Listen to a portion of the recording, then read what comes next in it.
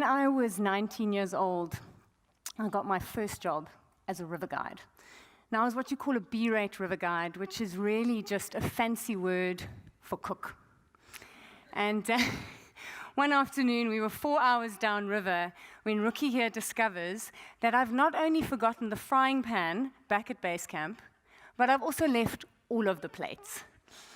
So the pressure was seriously on. We had 30 uptight guests, and one of them was a journalist who was reviewing the trip. Luckily for me, my team rallied around, and in the pressure of that moment, we figured out how to make a plan to cook a meal for 30 people using only a camping kettle, while we distracted them with a roll of tin foil and a make-your-own-plate competition. So it's safe to say I wasn't a river guide for very long, but my best memories of that job were often when disaster struck, and in the pressure of the moment, we had to make a plan. If I fast forward to 2018, the plan that thousands of us Capetonians have been making has been around figuring out how to use water and save it very differently in the face of the drought that we've been living in. The concept of day zero for me is still incomprehensible. In fact, I was so traumatized by the thought of what it would actually mean if 4 million people became the first city in the world to have their taps switched off, that by January this year, we'd radically reduced our water use. We were down to 37 liters a day or less. We were only showering every second day. We still smelt okay. But it got so bad for me that if I was watching a TV show and someone left a tap running, I had to change channels. Did anyone else have that problem? So on the 9th of February, when we heard there was going to be rain, we canceled everything. We spent the afternoon redirecting our gutters so that we could put big black storage bins under them. 10 o'clock that night, we're sitting on the couch watching Netflix, and we heard that exquisite sound of rain. After 30 minutes, we went outside, and our bins were already overflowing. So what ensued was a 2-hour marathon of us frantically ferrying buckets of water from our gutters to our swimming pool because that was our only chance of surviving if the taps got switched off. It was about halfway through this, I was arm deep in water, and I looked up the alleyway of our house, and I saw that our next-door neighbor was doing exactly the same thing, except he was wearing what I can best describe as a flesh-colored onesie. Which made me pause. Not so much the onesie, but more the fact that we weren't the only Capetonians that had left the comfort of our homes. There were thousands of us who were braving the elements, making a plan to survive in the face of this disaster. And so when I woke up the next morning, this experience was really fresh in my mind, and it had brought with it a brutal awakening, an awareness of the utter disconnect that I've been living my life in. For 42 years, I'd sat inside listening to rain and totally taken for granted that, water just comes out of tap and I don't have to have anything to do with saving it. And there was 2 things about this rain harvesting experience that stood out for me. The one was I couldn't remember the last time I'd actually felt so alive, so exhilarated, so in the moment. I'm familiar with this concept that necessity is the mother of invention. But that evening, I learned that it is also the mother of being in the moment. The second thing that stood out is all the invention that this drought seems to have given birth to, all this incredible creativity. And you're looking at water from air machines. People have been uploading hysterical video clips on YouTube on how you could save water. And you were getting gutter socks that channel water from your gutter to your swimming pool, which ironically, if we'd had one of those, I wouldn't be giving this talk today.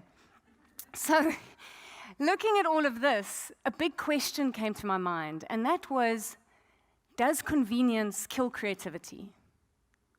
Does the ease of my life disconnect me from being in the moment and from accessing my own creative potential? And by creativity, I'm not talking artistic creativity. I'm talking that incredible ability that we as human beings have to get creative, to connect the dots, to find solutions and make a plan in the moment. So it was a big question. And I did with it what I think any normal person would do at a time like that. I sat down and I banged off a 1,000-word Facebook post, as one does. And what I couldn't have anticipated was the response that it got. Within a few days, I'd had over 80,000 views. There'd been more than 3,500 shares. And I was receiving emails from people all around the world. It wasn't only Cape Townians that were resonating.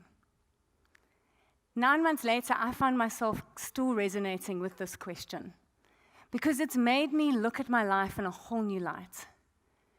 I've suddenly been reflecting, and what I can see is that my life has not been defined by the times things went according to plan. It's generally come from when things weren't going well, and in the pressure of that moment, I was forced to step out of my comfort zone and find a way forward. And the irony for me is that I spend my whole life avoiding inconvenience. In fact, if I had to be honest, I'm a convenience junkie. If it's easy, I'm in. So I spend my life looking for the comfortable way forward. But the last 9 months in this crisis has made me ask the question, why do I wait for life to force inconvenience on me with a crisis, to get that exhilaration of being in the moment and accessing my creative potential? What would happen if instead of waiting, I actually started actively inviting in inconvenience and created pockets of it in my daily life so that I can have more of these exhilarating experiences? And I've been having fun with it. I've been playing with it and trying to see what this would look like. And what I'm discovering is that it doesn't have to be very complicated. It can be simple moments of inconvenience, and they can be fun, but they can also be important. And as I've been playing with it, I've been really seeing where it takes me. And for example, some fun examples are this morning when I was getting ready for you today. I thought, you know what, I'm going to give myself the inconvenience of not being able to choose anything from my wardrobe that I've bought from a normal shop. It has to be secondhand. I think I did okay. Just putting it out there, the underwear, that's where I cut I drew the line at underwear. But it was a fun little moment of inconvenience. Another one that's great for saving money is the next time you have to get a gift for someone, instead of going out and buying something, give yourself the inconvenience of not spending money. In that pressure of that moment, you'd be amazed. Your mind will start connecting the dots. You might see something you could repurpose, or you could make, or you could even gift someone of your time. Another one that's great for stopping on the waste of food, which we do a lot of, whether we like it or not, 10 million tons of edible food a year in South Africa, is try this. Don't buy groceries for a day or two. See how many meals you can make from the bottom of your pantry and the back of your fridge. Now, my husband has asked that I slow down on this one. Apparently, my cooking hasn't improved since I was a river guide. But these are just fun little ways that you can start becoming friends with inconvenience and allowing it to connect you into the moment and into your creative spark. But there's also important inconveniences that I think we need to become friends with, because this drought has really shown me that. And I think going forward for the rest of my life, I will always flush a toilet with grey water. But there's other areas of our lives where this concept of day zero is probably going to be a reality for many of us. Because if you think about it, there might be a personal day zero for your finances or your health, or professional day zeros for your organization or your industry, or most importantly for me, is environmental day zeros.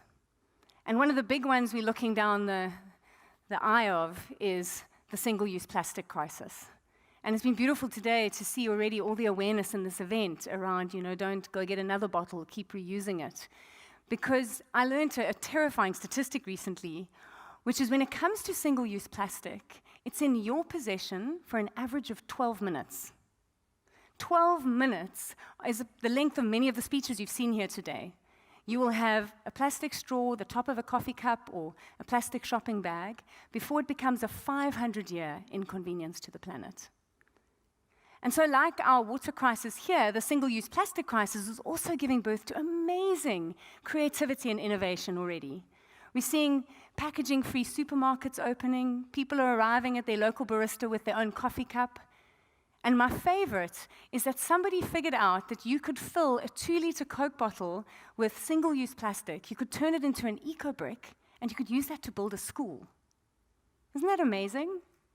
So I've been playing with these. We started doing these at home, but my big one is around plastic shopping bags, because I've known for years that I shouldn't use them, and I always had really good intentions, and I'd arrive at the shopping market and realize, oh, I've left my bag at home, I'll just buy 3 more.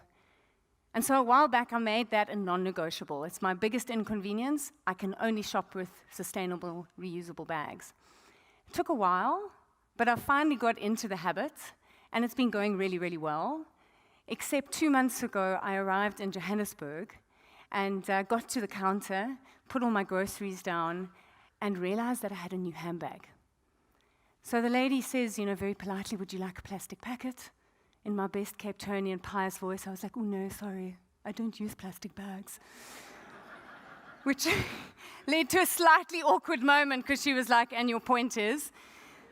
People in the queue are starting to get a bit agitated, and so now I was under serious pressure, and all I could think to do in that moment was kind of look at what I was wearing, whip off my scarf, put it down on the counter, look her in the eye and say, should we do this?